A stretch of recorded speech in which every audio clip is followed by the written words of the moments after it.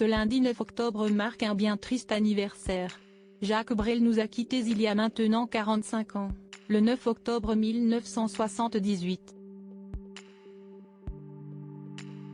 Madlib Ami, sa dernière compagne, s'est confiée sur ce lien unique qui perdure entre eux malgré la mort du chanteur belge.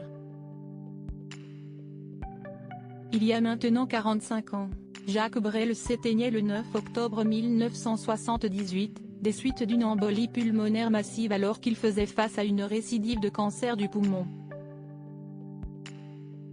Le chanteur belge nous quittait à l'âge de seulement 49 ans et repose au cimetière d'Atouona, aux îles Marquises, non loin notamment de la tombe de Paul Gauguin. Sa plaque funéraire est d'ailleurs à l'origine de gros soucis entre la famille Brel et Madlib Ami, sa dernière compagne.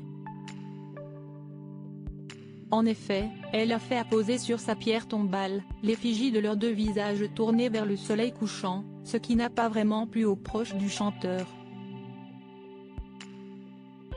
Pour le 20e anniversaire de la mort Jacques Brel, en 1998, la Fondation Brel remplace les portraits par l'inscription d'un poème et les noms de sa femme et de ses enfants. Mise au courant de ce changement, Madlib Ami revient sur l'île, gagne le procès en justice et obtient donc le droit de remettre leur portrait. Dans une interview qu'elle a accordée à nos confrères de France Dimanche pour la sortie de son livre Aimer sans attendre en retour, paru aux éditions Michel Lafon, en 2016, elle se confiait sur la relation amoureuse qu'elle a continué à entretenir avec Jacques Brel. Malgré sa mort.